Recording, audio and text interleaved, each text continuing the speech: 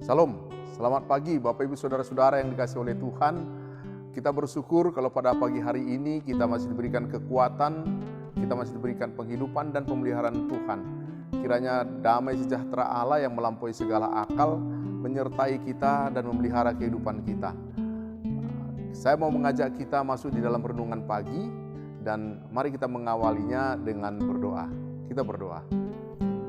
Pujian dan syukur kami naikkan kepada Engkau, Allah di dalam Yesus Kristus, pemelihara kehidupan kami, karena berkat dan kasih sayang Tuhan yang menyertai kami, di mana kami hendak membaca dan merenungkan firman-Mu, urapi hati dan pikiran kami, mampukan kami mengerti firman yang hendak kami renungkan. Di dalam nama Tuhan Yesus Kristus kami berdoa. Amin. Bapak Ibu Saudara-saudara, ayat firman Tuhan yang menjadi dasar bacaan kita terdapat di dalam Lukas 1 ayat 26 hingga ayat yang ke-36. Dan ayat yang menjadi pokok sentral ulasan kita adalah pada ayat yang ke-38. Firman Tuhan yang berbunyi demikian. Sesungguhnya aku ini adalah hamba Tuhan, jadilah padaku menurut perkataan-Mu itu. Oleh sebab itu dari ayat ini tema yang mau saya ambil adalah jadilah padaku menurut perkataan-Mu. Bapak Ibu Saudara-saudara, dari bacaan kita ini kita bisa melihat malaikat Gabriel datang hendak menyatakan rencana keselamatan Allah melalui seorang gadis bernama Maria. Lalu setelah mendengar perkataan malaikat itu, berkatalah Maria kepada malaikat itu. Dia mengatakan pada yang ke-34, bagaimana hal itu mungkin terjadi karena aku belum bersuami. Bapak Ibu, apa yang dipertanyakan oleh Maria sebenarnya adalah sesuatu hal yang normal. Karena secara logika bagaimana mungkin dia bisa mengandung karena dia belum menikah dan belum mempunyai suami. Bukankah kalau hal itu terjadi justru itu merupakan menjadi aib bagi dirinya dan bagi keluarganya. Dan bila ketahuan dia hamil di luar pernikahan, pasti dia mendapat hukuman sanksi sosial. Dia bisa dikucilkan, menjadi perkunjingan banyak orang dan dipandang rendah dan juga harus menanggung malu. Di dalam budaya Yahudi di mana Maria hidup pada waktu itu, hukuman bagi orang yang hamil di luar nikah seperti ini adalah dirajam dengan batu karena dianggap dia berzina. Bapak Ibu Saudara-saudara, Maria pasti membayangkan betapa dahsyatnya hukuman yang akan dia peroleh. Dia secara mental bergejolak. Apa kata orang dan bagaimana pembelaan yang bisa dia dapat sampaikan kepada orang banyak. Bapak Ibu Saudara-saudara, tetapi setelah mendapatkan penjelasan dari malaikat Gabriel bahwa dia beroleh kasih karunia dari Tuhan, dan Maria memberikan respon yang luar biasa. Pada yang ke-38 dia mengatakan, sesungguhnya aku ini adalah hamba Tuhan, jadilah padaku menurut perkataan-Mu itu. Lalu malaikat itu meninggalkan dia.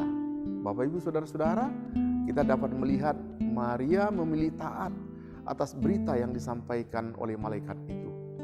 Dia tidak menolak tetapi menerimanya dengan sepenuhnya, berserah kepada Allah.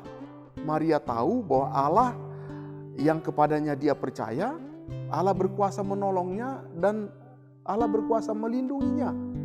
Dan meskipun masih banyak hal yang gelap dalam hidup yang akan dia jalani, banyak hal yang tidak masuk akal dan sulit diterima oleh nalar, tetapi Maria mau belajar untuk taat sepenuhnya kepada kehendak Allah.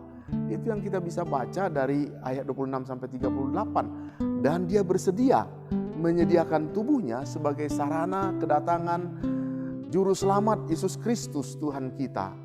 Bapak Ibu Saudara-saudara, kesanggupan Maria bukanlah tanpa tantangan dan tanpa kesulitan, tetapi imannya yang bersandar pada kuasa Allah melancarkan proses bagaimana kelahiran datangnya Sang Penebus Juru Selamat dunia.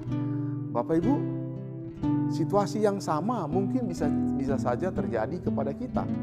Setiap hari kita bisa diperhadapkan pada ujian yang menuntut keteguhan dan kegigihan iman kita. Dan seringkali juga terjadi rencana Allah mengundang kita untuk mengambil bagian dan taat dalam melaksanakan rencana Tuhan yang diberikannya kepada kita, di mana kehormatan dan kehidupan kita bisa menjadi taruhannya.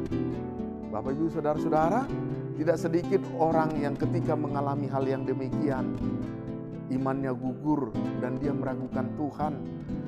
Mereka takut direndahkan, mereka takut kehilangan pekerjaan, takut dihukum, dan ada banyak alasan-alasan yang lain. Bapak Ibu Saudara-saudara, taat melakukan kehendak Allah ternyata tidak selalu mudah untuk dilakukan. Dan kadangkala Allah meminta kita melakukan sesuatu hal yang di luar daripada akal kita. Contohnya seperti peristiwa Maria yang dengan keteguhan hatinya dia memilih taat kepada Allah walaupun terbayang risiko hukuman rajam yang harus diterimanya, walaupun hatinya gentar, tetapi dia memilih taat akan kasih Tuhan. Karena itu Bapak Ibu Saudara-saudara, banyak orang Kristen yang lebih suka hidup menurut kehendak hatinya, pikirannya sendiri, daripada hidup menurut kehendak Allah. Dan banyak hal yang tidak dapat dijelaskan, tetapi masih akan ditampakkan pada waktunya ketika kita hidup menurut cara Allah. Dan dari kita dituntut untuk taat, untuk terbuka dan bersedia digunakan Allah hidup kita untuk bekerja di dalam rencana dan kehendak Tuhan. Bapak Ibu Saudara-saudara, kita bisa melihat baik Maria, ini adalah seorang contoh model iman dan ketaatan yang luar biasa. Dia taat kepada kehendak Tuhan, terlepas dari kenyataan bahwa kehendak Tuhan itu begitu misterius dan tidak terduga, di luar akal dan pikiran kita. Mereka adalah saksi pertama atas keselamatan dunia dan tindakan Allah yang terhebat yang dihadirkan di dalam dirinya. Dan Maria melakukan misteri ini dan menerima rencana Tuhan ini dengan iman. Cara Tuhan seringkali lebih daripada yang dapat kita pahami dan lebih daripada yang dapat kita rasakan. Kadangkala di luar nalar kita sekalipun. Kiranya Bapak Ibu Saudara-saudara kita selalu terbuka dan mau dipakai oleh Tuhan. Dan kita mengatakan, jadilah padaku seperti perkataanmu, seturut dengan kehendak Allah, seperti yang diteladankan oleh Maria. Semoga kita menjawab ya kepada rencana kehendak Tuhan, terutama dalam menyambut kehadiran Tuhan dalam minggu-minggu Advent.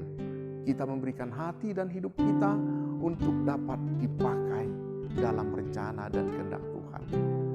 Demikian firman Tuhan. Terpujilah Kristus, kita berdoa. Urapi hati dan pikiran kami ketika kami diperhadapkan kepada keputusan untuk melaksanakan kehendak Tuhan. Seringkali kami ragu dan galau, tetapi melalui firman-Mu, kiranya setiap anak-anak Tuhan kami dapat diteguhkan untuk mau dipakai, memberikan kehidupan kami, tubuh kami, untuk melakukan kehendak Tuhan, supaya rencana Tuhan jadi melalui diri kami. Firman-Mu yang meneguhkan kami semua, menguatkan kami secara khusus dalam masa-masa penantian, minggu-minggu Advent. Tuhan kiranya menyertai kami. Di dalam nama Tuhan Yesus Kristus kami berdoa. Amin.